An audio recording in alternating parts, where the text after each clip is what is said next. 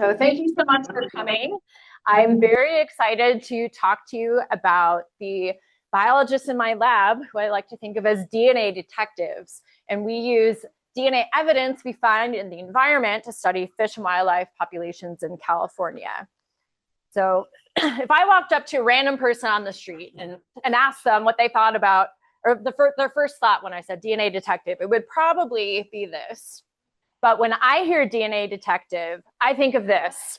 I think of people going out, biologists going out into the wild and collecting DNA clues they can use to answer some really important ecological questions with implications for management and conservation. And when I'm talking about DNA in the environment, we call this environmental DNA or eDNA. And I'll be using the acronym eDNA because it's a lot easier to say. And what is eDNA? Well, all of us, including everyone in this room, every living organism is constantly shedding cells or some other biological material into the environment. Like right now, we are all shedding cells around us. So it's kind of a weird thing to think about, but we are doing that. And so we call that environmental DNA. It's in the environment, and we can collect it from something like water or soil. And it can come in all different forms. So skin cells and hair from humans. But when you think about fish or other wildlife, their mucus, feces, or urine, or gametes, they all have DNA associated with them that we can detect. So we take an environmental sample and we filter out cells that have the DNA. And then we can do genetic tests to determine what species have DNA in that sample. So you can kind of learn what species are present at the location where you were sampling. And we can do that because each species has unique DNA sequences that are not shared with any other species. And we call these DNA barcodes, just like the barcode on a Campbell's soup you might find in the store. Like all the Campbell soup cans of one flavor have the same barcode. Same with species. And we can then do genetic tests that will tell us, yes, the species is here, or no, it's not in our sample. And biologists in the past 5 years have gotten extremely creative about where they get the environmental DNA. So we started off with just soil and water. Now that's old hat. People are scooping up footprints in snow to figure out what animals left the footprint. There are people that are filtering cells out of the air. So they might have like a pump that they put a filter on, and they're filtering air and getting cells out of that. Probably the most exciting one to me was published a couple years ago. People were taking spider webs and extracting DNA from the webs, not out of the insects trapped in the webs, but of the skin cells that had blown into the webs. So they did it at a zoo one time to see, because you would only be getting floating DNA from a giraffe in New York if you were getting it from the enclosure nearby, and they were. So we're excited about that technique. And then also, this is sort of quasi-environmental DNA. A former graduate student at UC Davis in the Hall lab learned that you can swab the talons and beaks of predatory birds to figure out what they've been eating. So it's kind of environmental DNA because you're just getting gunky stuff off of their beaks and talons. And there are a lot of advantages of using eDNA detection instead of some of the conventional methods that we think of when we study population. So conventionally, we might trap animals, or we might try to get them on trail cams or something. But it's very hard to encounter rare species in that way. But rare species are leaving a trail of DNA wherever they go. So we're sometimes more likely to detect their DNA than actually detect the actual organism. Also, some species are found in places that we just can't see. So fossorial organisms are those that live underground. We typically don't see them. And also, maybe not in Tahoe, but other systems where the water is murky, we don't see what's living at the depths of an aquatic system. But we can get DNA from the water. Also, some species are just really good at avoiding traps, or they have certain behaviors that ensure that they won't encounter traps or nets. So one example is this little blenny guy here. Which one is, oh, here's the laser pointer. So this guy lives in little cave kind of in a coral reef. He never leaves there. He might shoot out to grab some food, but if someone had a net out trying to determine what, catch fish and see what might be living in that coral reef, they're never going to get this guy. But he's constantly shedding DNA into the environment, so we could capture his DNA and figure out that he's there from the DNA. And probably the most compelling reason why we want to use eDNA detection is that it's non-invasive. So when you're thinking about endangered species, we don't want to be stressing out individual animals of an endangered species, and catching them in a net or a trap is inherently stressful. So we can learn some things about them just by detecting their DNA. Also, I didn't put this on here, but it can be a lot cheaper to take eDNA samples than to get a whole field crew out and deploy nets for days in the field, where you can just go and take a couple scoops of water from a location and detect more species than you would with a net. So,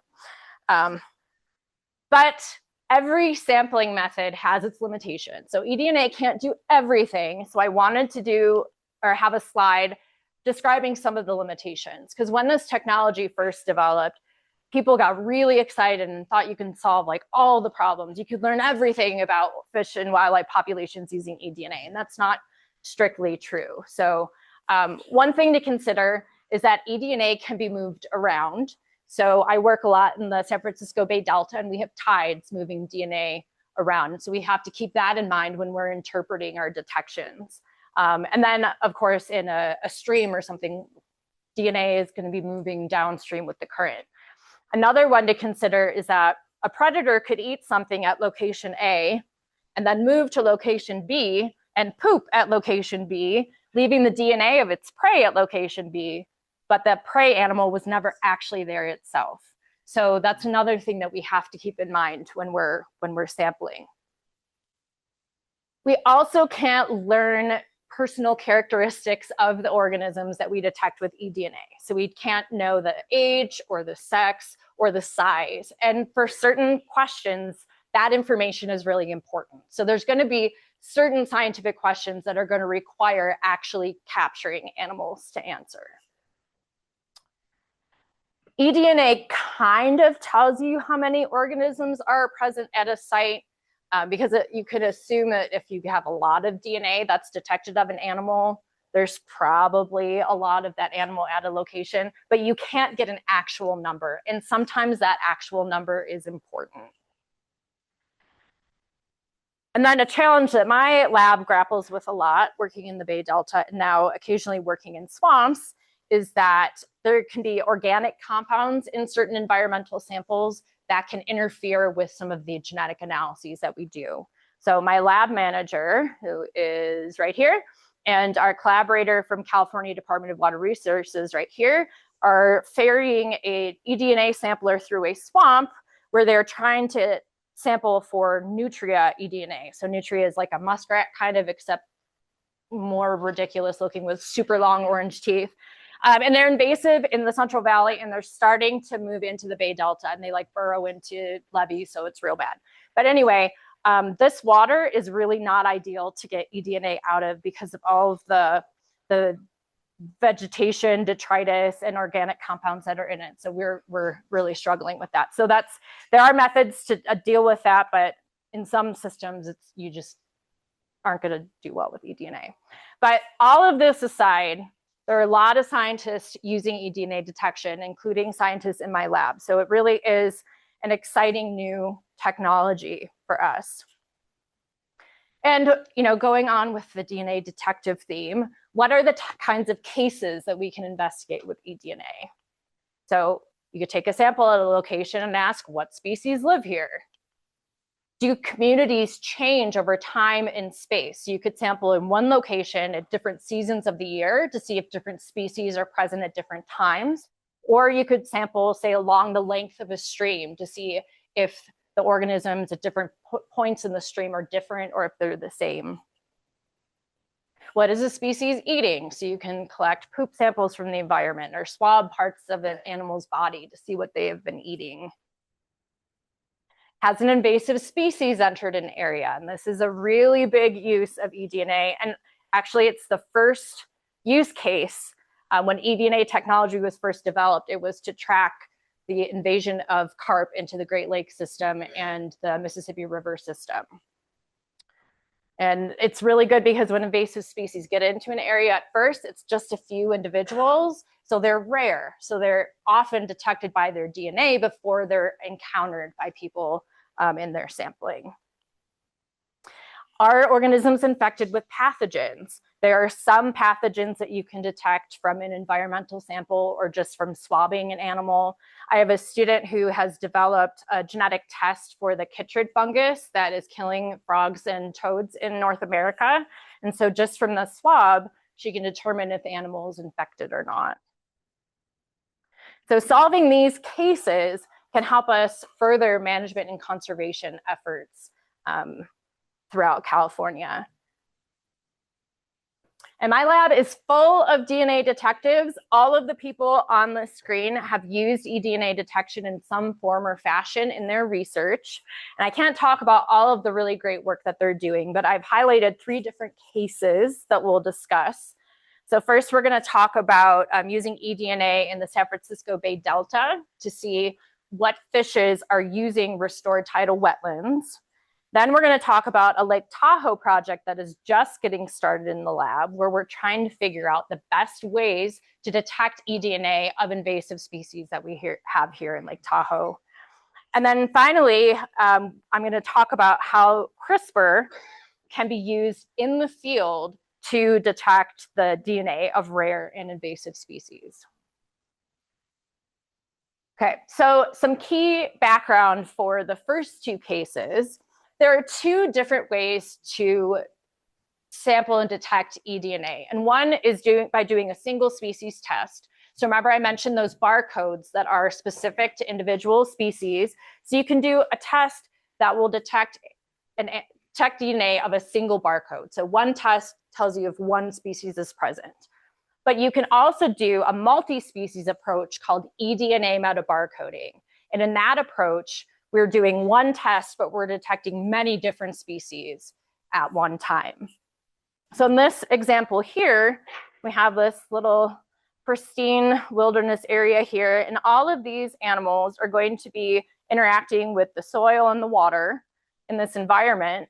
And a scientist could take a sample of the water or sediment, get the cells with DNA out of it and extract the DNA. And then we can do an amplification step through PCR, where we target the barcode regions of all of these different animals, and we make a gabillon copies of it. And then we sequence all of those copies of the barcode regions, and then we can use computational methods to assign the barcodes that we find back to the species they came from. So by doing that, you can get a snapshot of all of the species in an area just from doing that one test. So it's pretty exciting. And my lab has applied this method in the San Francisco Bay Delta to learn about how fishes are using tidal wetlands. And the folks who led that study are Lee Sanders, who's a former master's student, now technician in my lab, and staff scientist Ravi Nagarajan.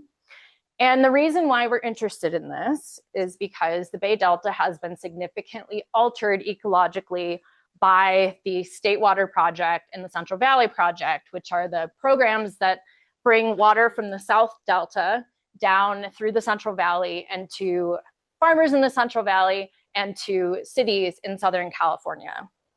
So this process also impacts the fish that need that water to complete their life cycle. So one thing that managers, both state and federal managers, are doing is trying to restore different habitats that have been altered in the Bay Delta to provide that necessary habitat that the fish species need to survive. And there's a focus on tidal wetlands, and that's because tidal wetlands are one of the particular habitats that has been lost sort of en masse from the Bay Delta. And they're really important for fish because they act as nursery sites. So baby fish love to hang out in this shallow, really productive water, and they grow bigger. And then as they get bigger, they move to different parts of the estuary. So there's a number of state and federal sponsored programs restoring particular tidal wetland areas for these fishes. Like, for example, Chinook salmon rely on these tidal wetlands for juveniles. Also longfin smelt spawn and their young rear in these tidal wetlands. So the goal of this project, and I'll just be talking about parts of it, was to determine whether these newly restored wetlands that they're hoping will be used by native fishes to rear their young, are they actually functioning for that purpose? And so Lee and Ravi selected a number of different newly restored wetlands, which you can see in blue here. And then they also identified some older wetlands, like older restorations or wetlands that had never been restored. So they considered those to be references. And they wanted to determine if the fish species using the restored wetlands were similar to the reference. In that case, is it performing the same ecological functions as those reference wetlands? Or were these newly restored wetlands just a home for all the invasive species that we have in the Bay Delta, some of which you also have up here, like bass and bluegill and that sort of thing. So they used eDNA metabarcoding to do this. And the reason why we were able to do this project, I have to back up to some prior research, is that we have created a reference sequence database for all of the fishes and a lot of the macroinvertebrates in the Bay Delta. And this database then contains the barcode sequences at up to 4 different genes for each of these different organisms. So then when we're doing the genetic testing, we can use the computational methods to identify what species we're finding because we have a compilation of all of the barcodes. So that's one piece that we needed. But we also have done previous research comparing how good eDNA detection is compared to the other ways that sampling is done in the Bay Delta system. So trawling and nets and traps and that sort of thing. So I just have 2 different examples here where we've made comparisons. So this was a comparison to the rotary screw trap that's operated in the Yolo bypass. And then this is a comparison to electrofishing that goes on in Puda Creek, which is a creek that drains into the Sacramento River. And electrofishing is just, you put electrical current into the water and it stuns the fish, they float up to the surface, and then you can see what species of fish are living there. And in both of these cases, we just found that we can detect the vast majority of species that are also captured by these conventional gears, but we're also detecting other species that were not detected by those gears. And these are all species that we know are present at those locations, so they're, we're not being surprised or anything, but it just tells us that eDNA can detect things at a location that these conventional methods cannot. So then we feel pretty confident that when Lee went out to sample water and eDNA in these tidal wetlands, that she was going to get a good snapshot of the fishes that were living there. So she did this work in collaboration with the California Department of Fish and Wildlife Fish Restoration Program. So they're doing monitoring in these tidal wetlands with an otter trawl. So just a net they drag through the water. And Lee would take water grabs right before they started their trawling. And she took 3 different samples from every wetland in the study. And then she went out in the fall, winter, and spring, because those are the seasons that all of the wetlands are accessible by boat. So when she gets the water, she brings it back to campus. And we have a pumping system with all sterilized tubing and equipment. And the water is pumped over or through a filter with an extremely fine mesh size. So it's 1.6 micrometers, so really tiny. So it's capturing individual cells or little clumps of cells that have DNA in them. And then she takes this filter back to a special lab that's sort of an offshoot of my main lab.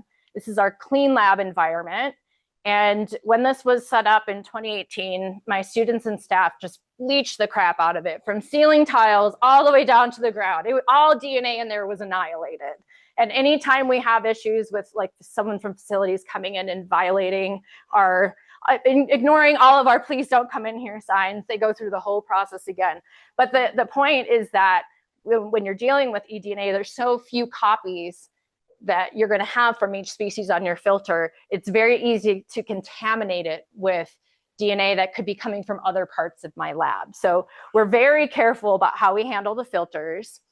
And then, yeah, so we extract the DNA from those filters, and then we amplify it at these barcode genes. And so Lee was using primarily the 12S gene and the 16S gene, which are in the mitochondria.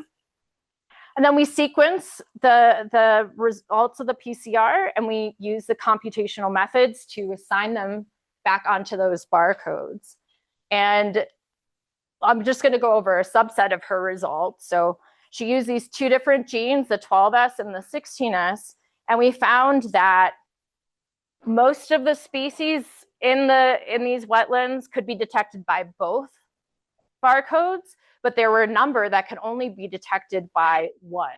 So it's really important to use multiple barcode genes to get a really good comprehensive picture of all the species at a site. And there were some really important ones like longfin smelt and delta smelt could only be detected by this barcode.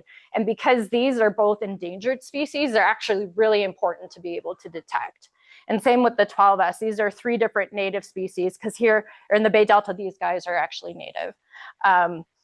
These ones can only be detected by 12S. So that was a really good thing to learn from this project.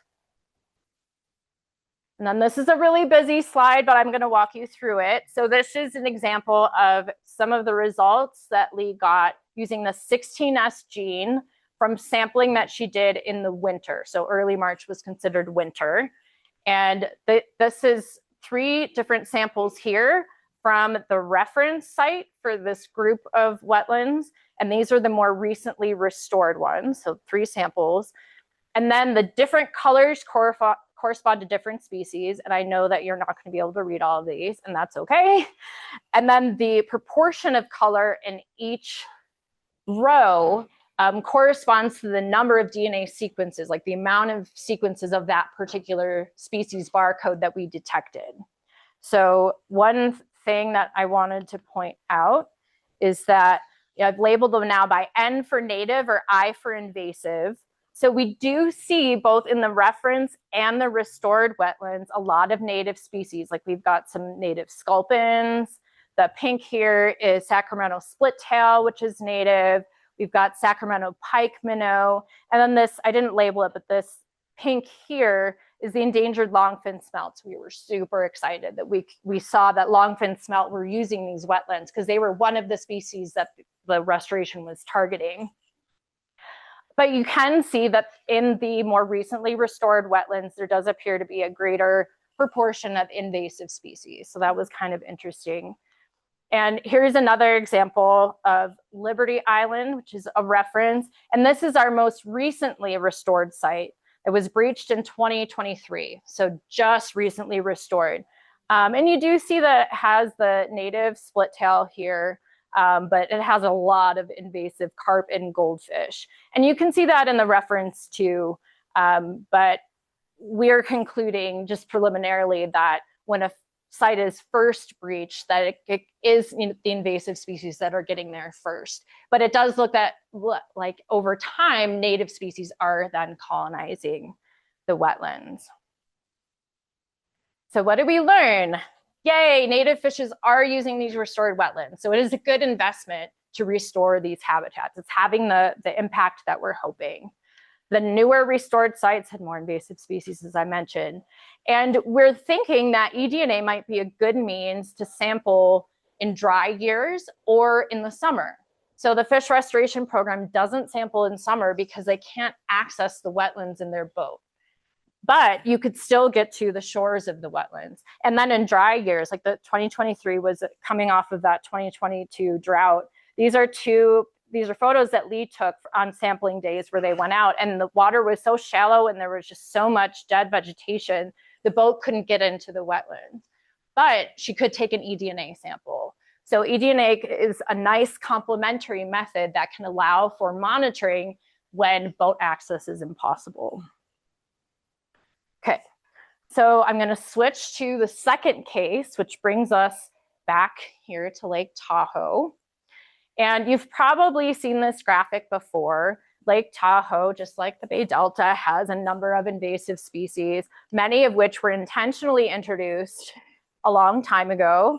but a number of which have been accidentally introduced recently. This was a graphic that Grace, my PhD student, Grace Rosberg-Frenso, updated to include the new invasion of New Zealand mud snail.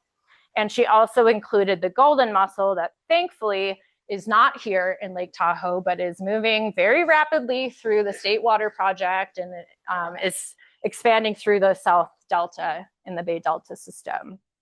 And Lake Tahoe is actually very susceptible to invasive species because so many people want to come here and recreate and bring their boats. So the boats that have been to all these different lakes that have who knows what species are then wanting to come here to Lake Tahoe. And also the lake is warming as the temperatures warm. The lake is very, very slowly warming.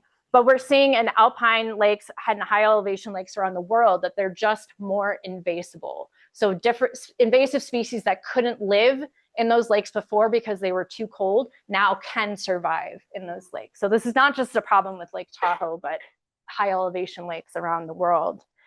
And we have a project going that's being spearheaded by Grace. And this is a little bit of a tangent, but I think I want to tell this story. So Grace came to me during the pandemic. She was doing work in a different genetics lab, working on Sierra Nevada red fox. So she's working in the system, but she was really interested in using aquatic eDNA to answer questions about the Lake Tahoe watershed. She's born and raised in South Lake Tahoe and just very passionate about conserving this ecosystem.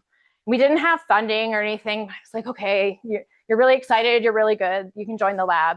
Within months, Michael Kane from Turk emailed the lab, was like, hey, have you guys ever thought about using eDNA to monitor invasive species in Lake Tahoe? And I'm like, yes, and I have the perfect person for the job. So more people from Turk got looped in, and now Grace is doing a project. And we're really grateful that she was awarded a Turk graduate student fellowship that is paying her stipend and her tuition and fees as she does this project. And we're also getting boat time from Turk, which is fantastic. And so she is doing experiments in the lake. She designed an experiment with Michael, and they're trying to determine the best ways to sample eDNA of all of the different invasive taxa in the lake. So plants, invertebrates, fishes, and amphibians. And you might say, okay, well, you're already doing this in the Bay Delta system. Why do we have to do this experiment to figure out why we want to do it here? Well, in the Bay Delta system, we have tides and we have water flows, and the water is mixing a lot. And so we are able to take surface water samples and detect things that live at depth and in the surface water. But as you know, Lake Tahoe is very deep. And it is also an oligomictic lake, which means unlike a lot of shallower lakes that mix once a year, they become stratified and they mix, become stratified and then mix. Lake Tahoe does not mix every year. And so DNA can get trapped in, it can get trapped in the depths of the lake in years when there's only partial mixing. So we want to know, if we take a water sample from the surface, can we detect things that live in deeper water, or do we have to take a grab sample of the deeper water to detect some invasive species that live down there? And I read a paper that Alex wrote in 2017, I think, about corbicula and how they're getting pushed into deeper water. So that is an invasive species that we may find in deeper water, and we want to know, how do we need to sample to detect it? Also, what is the best time of year to sample? If we sample in the most stratified season, does that limit the types of detections we can get? Or should we be sampling during the seasons where there's partial mixing that goes on? Also, we want to know, we can sample water, but we can also sample sediment. Should we be sampling one or the other or both? What is going to give us the best rate of detections for the target species? And this is a graphic that sort of lays out the experimental design that Grace and Michael came up with. So all of the circles represent sampling locations in the lake. And you can see that there's a focus on marinas and boat launches, because those can be the sites of introduction where things are brought in by boats or by people recreating. So she's starting there, and she'll be taking surface water and sediment samples at the boat launches and marinas. But then the Turk folks are going to take her out on their boat, and they're going to do some transects, and they'll be sampling in deeper water as well. So at those locations, she'll be taking water from the surface, but she's also using a Van Doren sampler, which is something that you can deploy, and it goes down to whatever depth you set it to. And it's a capsule that opens up and sort of sucks in deep water and then closes, and then you bring it up to the surface. So then she can look for eDNA in that water grab of the deep water. And then she's planning to sample during the stratified time and a time where that partial mixing occurs. So it's a very ambitious project, but she is super excited about it. And she can't be here today because she had her first child on December 29th. She is very busy right now. But right before she went on maternity leave, she did something called mock community sequencing that is going to really help us interpret the results from this project. So with a mock community, you take equal amounts of DNA from all of the species that you think you might find in your eDNA sample. And then you mix it all together and you do the amplification with PCR and sequence it. And what you can learn is whether or not the barcodes that you're targeting actually work well for the species. So there's actually multiple genes, as you've seen, that we can use for fish. Which one should be used for the invasive fish in Tahoe?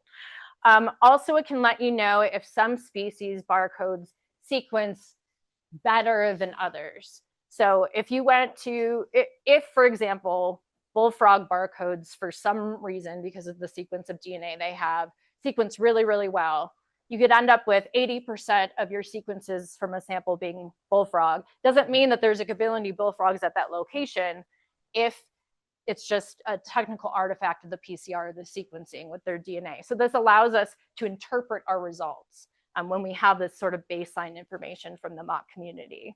So when Grace comes back to campus, she will have the data from this and she'll be able to analyze it.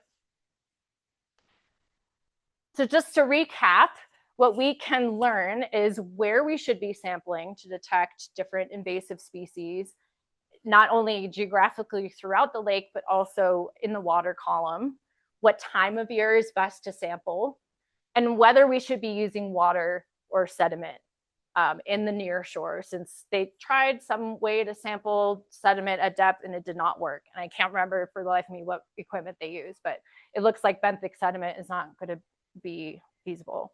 And I want to mention too that we are still seeking funding to complete all aspects of the project. So just throwing that out there. And we have Courtney here from Keep Tahoe Blue, who's going to talk for a second about the ways just people living around the lake can get involved in invasive species monitoring.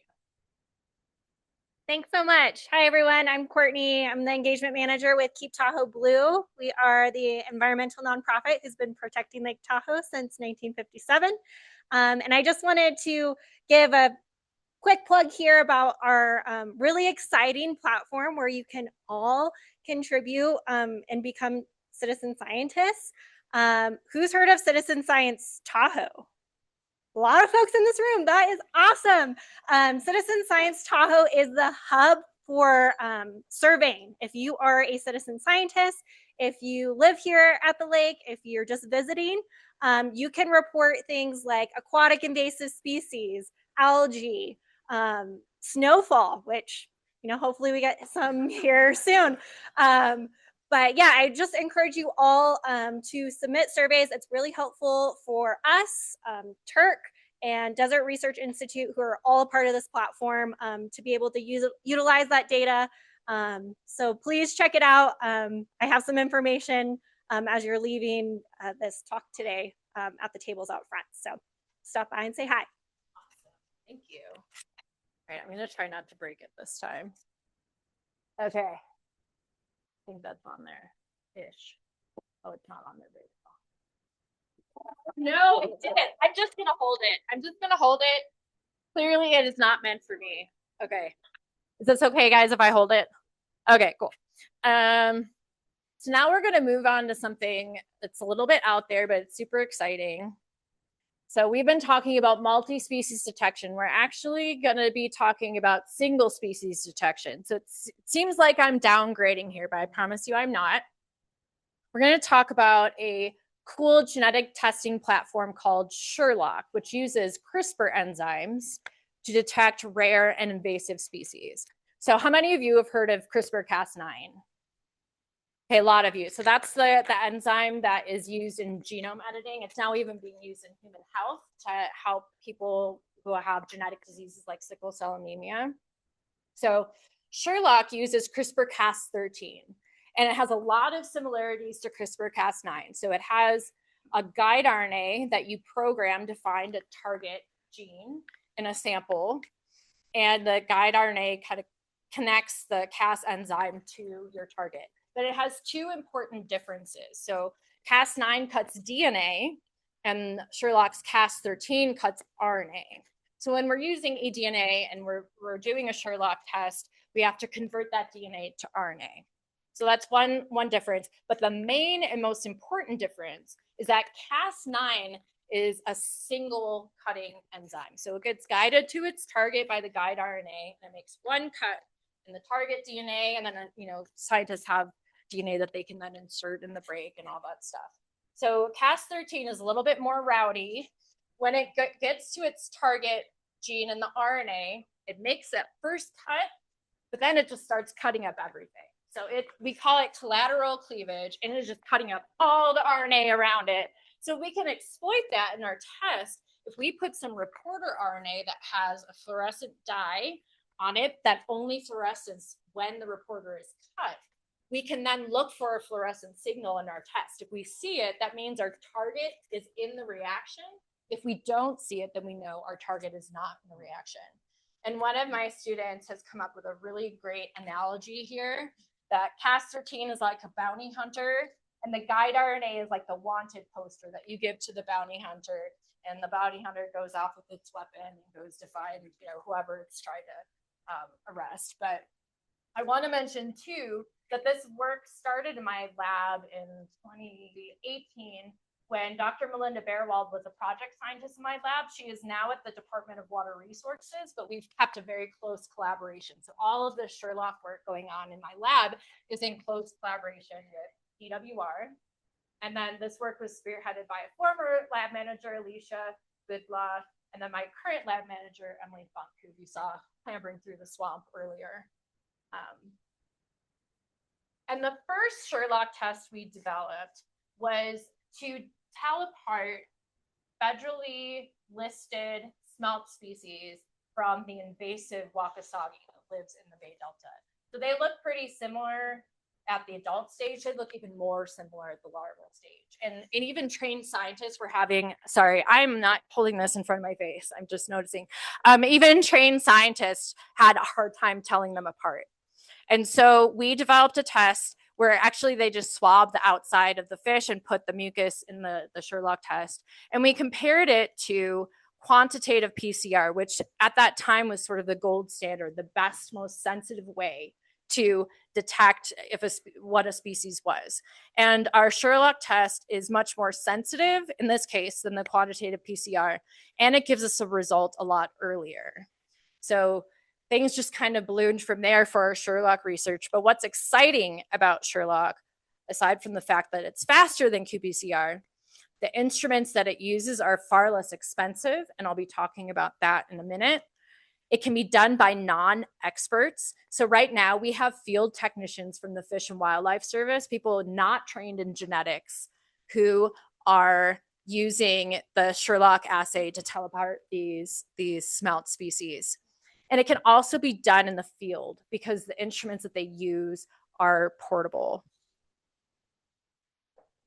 So Ravi, who I mentioned earlier, did a study where he confirmed that the Sherlock testing could detect eDNA, so the eDNA found in very small quantities. And he was looking for eDNA of Delta smelt in the Bay Delta. Uh-oh. Okay.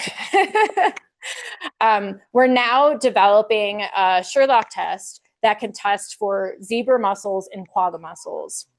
And this project is being led by Emily, my lab manager, and also a PhD student, Carlos Esperanza, is working on this. So the assay that we've developed tests both quagga mussel, or detects both quagga mussels and zebra mussels. And we've tested it on a wide variety of other mussels, including corbicula, and it does not detect those mussels. So that's really exciting. And there are quagga mussels in Southern California. We've been able to get eDNA filters from Southern California, and we've gotten filters with zebra mussel eDNA from the Midwest. The Mississippi River Basin and the Great Lakes Basin are just infested with zebra mussels. And we've demonstrated that the Sherlock assay does detect eDNA as well. This was all this testing was done with tissue DNA, but we found that it does detect eDNA. So we're very excited about writing a paper about this, but also seeing it get used by natural resource agencies looking to monitor for these mussels. And the thing that I'm really jazzed about right now that's being led by Carlos and also an undergraduate in my lab, Pedro Lemgruber, is that there are ways to make Sherlock testing even more portable than what's currently available. So for comparison, the quantitative PCR method that I mentioned was sort of the gold standard for species identification. The instrument that we use for it is kind of big. You have to plug it into the wall, and it is quite expensive. It's $25,000 to $30,000. So not all agencies can purchase an instrument like that to do genetic testing. The instrument that we've been using for the past couple of years is called an axon fluorescent reader. And this is portable. It even has a battery pack, so you can run it off of battery in the field. It's really easy to use because it gives you a plus sign and a minus sign in the results readout, so you don't have to interpret any graphs or anything. And it costs $8,000. So maybe more agencies could purchase something that costs $8,000. But just last year, a biologist at the University of Queensland, Will Anderson, developed a thing called the Dynafluor, the 3D printed fluorescence reader that he didn't design for Sherlock. He designed it for another purpose. But we realized that we could reconfigure the design so that it could be used for Sherlock testing. So the size of the Dynafluor is smaller than what it looks like on your screen. It looks like maybe the size of a small brick. It's very light. And, as I mentioned, 3D printed, it's publicly available plans online. It's portable, laptop powered, and costs about $500 to make your first one. And then all the subsequent ones are actually cheaper than that. So we wanted to test to see if this worked as well as the Axon platform, and it does. So I'm not showing that data today. But Carlos and Pedro are very enterprising young people, and they decided to invent something. So the Axon instrument here heats the Sherlock test to the temperature that the Cas13 enzyme needs to be active.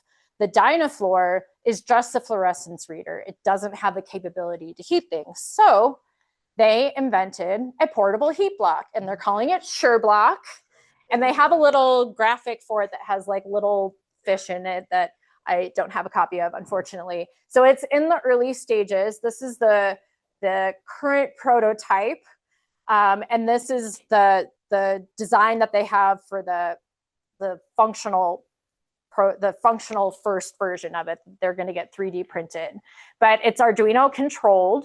So it's very easy to use. I honestly don't know how, if it's controlled off of a laptop, I think. The components, it's very cheap, less than $200 to make this thing. And they're planning on making it in a way that you can plug it into the cigarette lighter in your vehicle. So if you're doing field work, you can power it from your car, or you could power it from a laptop. I think they tried that though, and maybe it required too much power. But the idea is that you can take the SureBlock and the Dynafluor out in the field and you do the Sherlock testing out in the field, outside of a laboratory environment.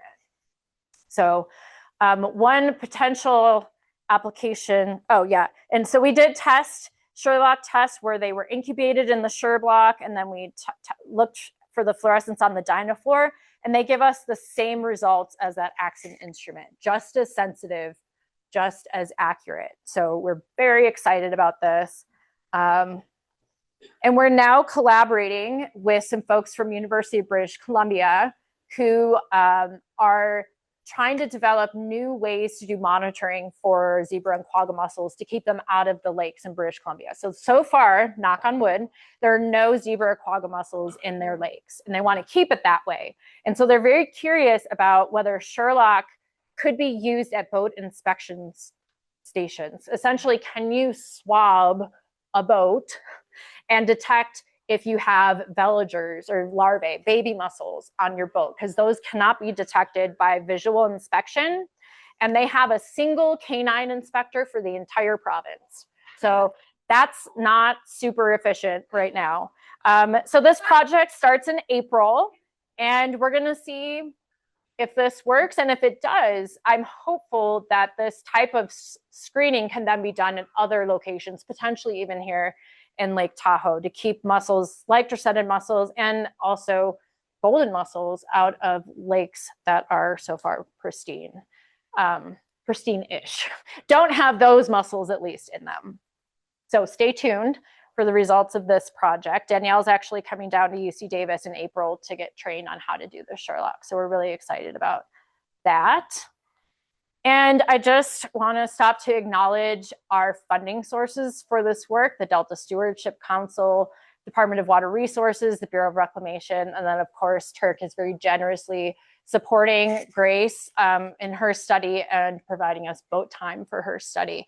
And I want to mention all of the collaborators at Turk and our collaborators at CDFW, DWR, and other folks that have had some input into the project. And I'm very happy to take any questions that you have. Thanks for listening.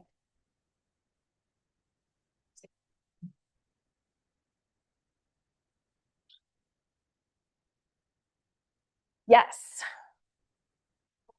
Yes.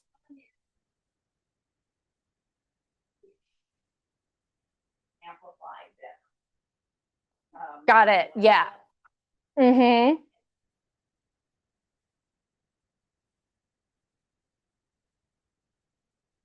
Those are really good questions. Mm-hmm.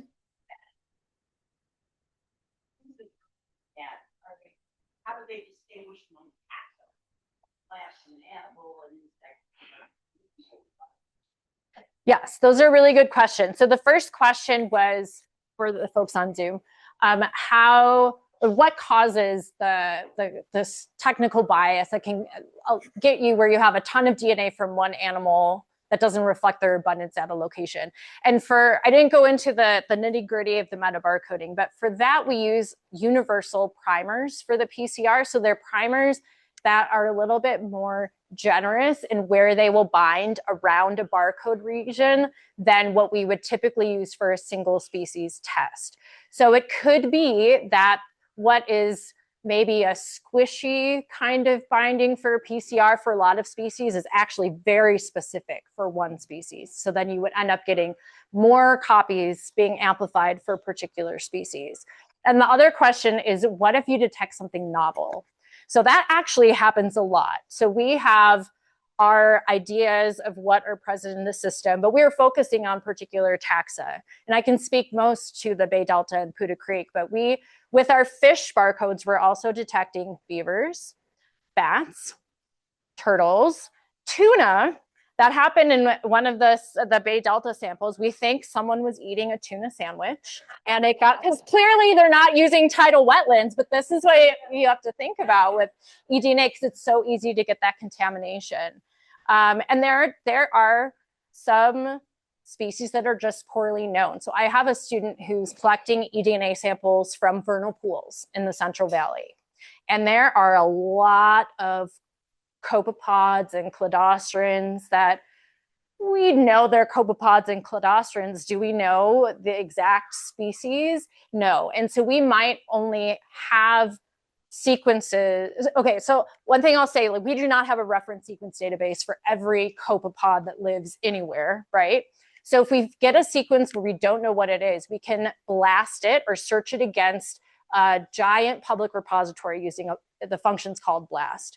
And it can tell us, has anybody anywhere ever sequenced the barcode of this animal or this barcode that you're finding and uploaded it to this database.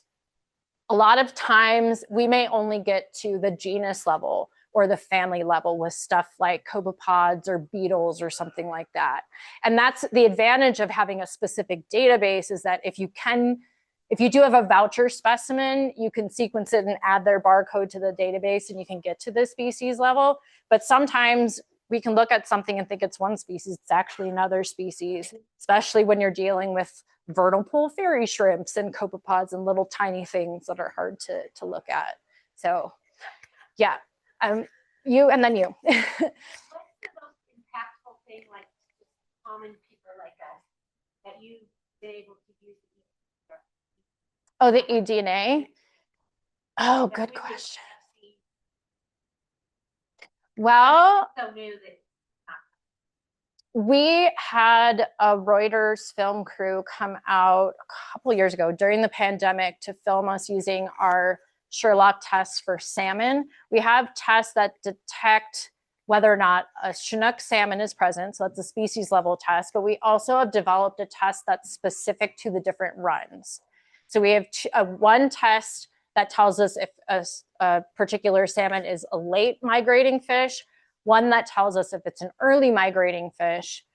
And then we have two other ones, one specific to spring run, which is federally threatened, and one specific to winter run, which is federally endangered. So there was a film crew that we took our accent out on a DWR boat and we caught some salmon and we swabbed their mucus and they filmed us doing the Sherlock test. So, but Sherlock Biosciences was a company that did exist, and they did make a COVID test using the Sherlock technology. And they got the FDA emergency approval during the pandemic, but it never took off like some of the other tests. I'm not sure why that's the case. And now Sherlock Biosciences is bought out by some other company and they're doing other things with it. So it is very new. Yeah, and I'm hoping to get Sherlock in the hands of community scientists, for example, and in the hands of people inspecting, wildlife coming across the border, for example. So we're hoping to see that in the future, but we're not quite there yet. Yeah. Thank you. Steve Dolan. Hi. Hi. Dr. Lady Gallen is with UNR. We haven't met. She has studied all 60 yeah. and has determined that Incline and Third Creek on the North Shore are the most genetically diverse, which has led into a little bit of a controversy. The U.S. Forest Service, the Native American community, and that concept. And as a result, the only stream that's protected as a natural habitat for the Lahontan cutthroat trout is Third Creek, whereas the Native American community says spoken history rules and all the creeks have it. So I guess the question is, how old does the DNA have to be studied or not? Will that impact several things like the qualification of other creeks to be protected, and or will it increase or decrease the threatened and the endangered numbers, which has its definition in other types of testing where this testing. Right. So that is a very multi-layered and difficult question, but I will try to answer it. So there are other people in my lab who study Lahontan cutthroat trout. Mandy Finger is a staff scientist in my lab, and she's been studying LCT for quite some time. eDNA so far does not allow us to do population genetics. And it's that population genetics studies are the ones that tell us how genetically diverse different populations are. So we wouldn't necessarily be able to address that question with the technology that we have now. That being said, so you also asked about how long the DNA sticks around, Right. So in water, it really depends on the system and the chemistry of the water. So we think in the swamp, it doesn't stick around very long at all because so many things, bacteria degrading it, water chemistry is not good. But in a stream, you might think like 48 hours, it'll stay in the water. Sediment is a different story. And that's something that we'll have to keep in mind when we're interpreting Grace's results. DNA can remain bound to sediment on the order of months. And there are also people who take cores of soil or lake sediment to detect ancient DNA. So there was a guy from Europe, I don't remember which country, and I should, who took some soil cores from Greenland, and he was able to reconstruct with ancient soil DNA the community that lived there like I think it was 1 million years ago. It took him 20 years to develop the techniques to do that, but he was able to do that. And so as we get better at working with really degraded DNA, we could go back in time. But what he did was not to do population genetics. He was looking at what species are present based on their barcodes. So the barcodes that we use are typically from the mitochondria, from the mitochondrial genome. And each cell has like hundreds to thousands of mitochondria. So you have lots of those barcodes in each individual cell. With population genetics, we often use nuclear DNA, which is only present in a small number of copies per cell. So that's the limitations that we have with eDNA right now. Does that answer your question? Okay. Okay, good. I can't really speak to listing things because I'm not a federal biologist. So, but yeah. Any other questions? Yes. One of the things that I know kind of in the world of citizen science, Mm-hmm. you know, the California Topic Conservancy and other countries are asking to report incidents of seeing different mammals or predators down threshold. And that feels inexact. And this technology would be very exact. So do you know if this technology is being used for other mammal or bird species, or tracking them or looking for them in the greater Tahoe area? I'm not aware of it being done in the Tahoe area, but I am aware of people using fecal DNA detections or soil DNA detections to learn about where different terrestrial animals are. I would think that a cool way possibly to do this would be to sample spider webs in different locations to see if they were getting cells of predators, target animals moving through an area. So it's an area of research my lab is super excited about, but we don't currently have funding to pursue. But that could be a good use case. I had a student a number of years ago who was also thinking about putting track plates out, like soil plates that animals would step in, and then you could try to extract their DNA from their footprint. Again, we didn't get it funded, so we didn't do it, but that is another possibility. You probably need a very big track plate to increase your chances of something stepping in it. Yeah, so I'm not aware of it being used in the system, but I'm sure there are other people here that they may know of something that I don't know. So, yeah.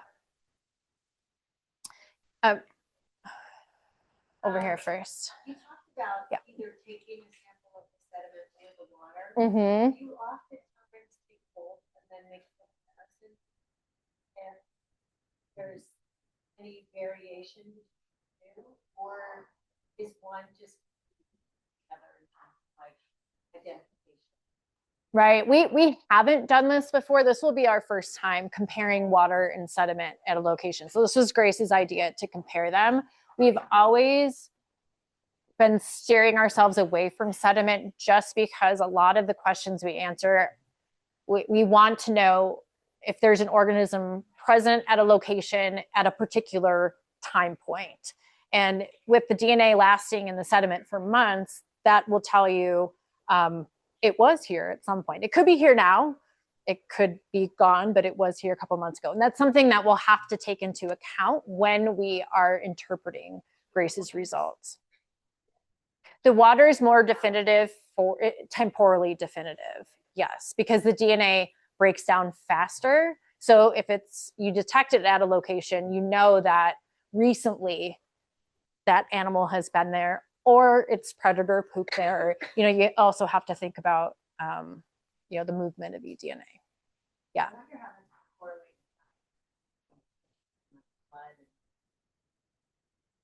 You know what I mean? Like different sample sources give you different information. Yeah, it's. Mm-hmm. Yeah, and there's a sort of a subfield called eDNA ecology that is just the study of what happens to the molecule out in the environment. And I've learned very recently that different organisms give off different lengths of eDNA, and it could differ at different life stages. So the rate of degradation could vary based on so many factors. So there's a lot more that we need to learn. Yeah. And I'll take, I know I'm running out of time, I think, but I'll take a question over here.